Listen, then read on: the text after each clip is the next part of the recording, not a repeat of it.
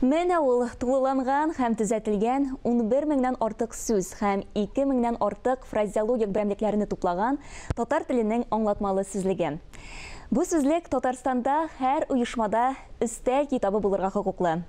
Галимҗан Ибраһимов исемендәге Тел, әдәбият һәм сәнгать институтының лексикография бүлеге хезмәткәрләре бәяләп бетергесез зур хезмәт башкара. Хөрмәтле тамашачылар, бүген бездә кунакта әлеге институтның лексикография бүлеге мөдире Ринат Сәфәров. Ринат әфәнде, исәнмесез? Хәерле матур көннәр сезгә. Сезгә әлеге сүзлекне тапшырам.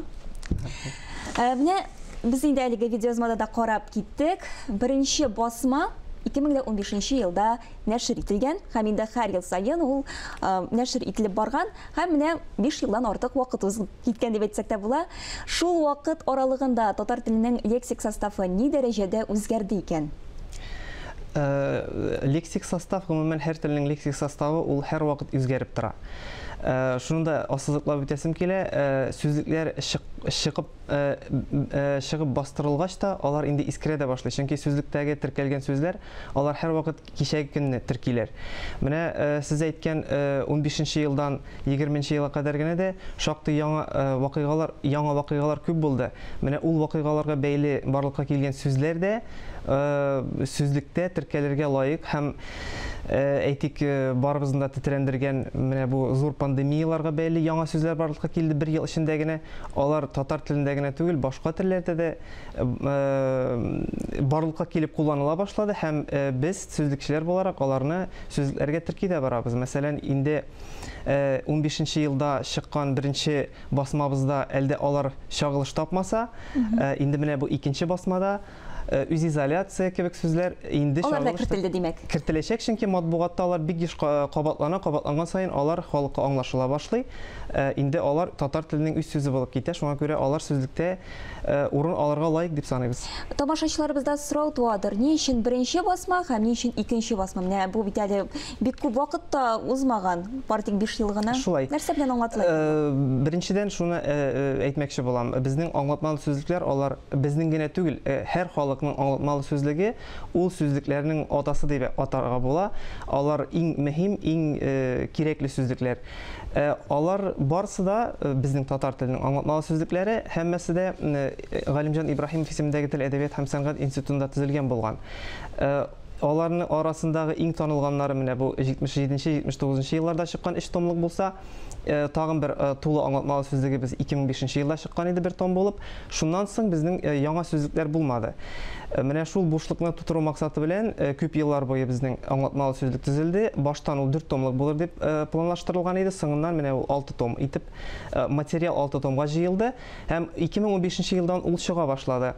Ләкин татар телендә дәүләт телләрен һәм башка телләрне саклау программасы нигезендә ул шактый шикле күләмдә, шикле тираж белән генә басылганлыктан киң катлау укучыга барып ирешмәде ул. Шуңа күрә институт җитәкчелеге менә бу үзенең укучысына барып ирешсен өчен аны Татарстан китап нәшриятында бастыруны планлаштырып, уртак проект итеп, менә 20 елдан башлап безнең бу сүзлегебез кабат тулыландырып, төзәтелеп, икенче басмага әзерләнде.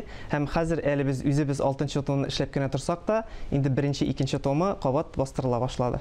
Хәзер бит инде электрон заманы, менә шушы сүзлекнең онлайн варианты булачакмы? Яисә инде булдырылдымы? Ул булдырылды. Без аны бик яхшы сиземлибез. Бүген һәр кешегә дә китап форматы бәлки актуаль да түгелдер. Икенчедән 6 томны сатып алуда шактый кесәгә суга торган әйбер. Шуңа күрә чыккан бер томыбыз безнең институтның сайтына иленә бара. Ул бушлай аннан йөкләп алып була һәм кулланып була. Һәм икенче яктан безнең институтта инде сайтның исемен дә атасагыз? Сайт ул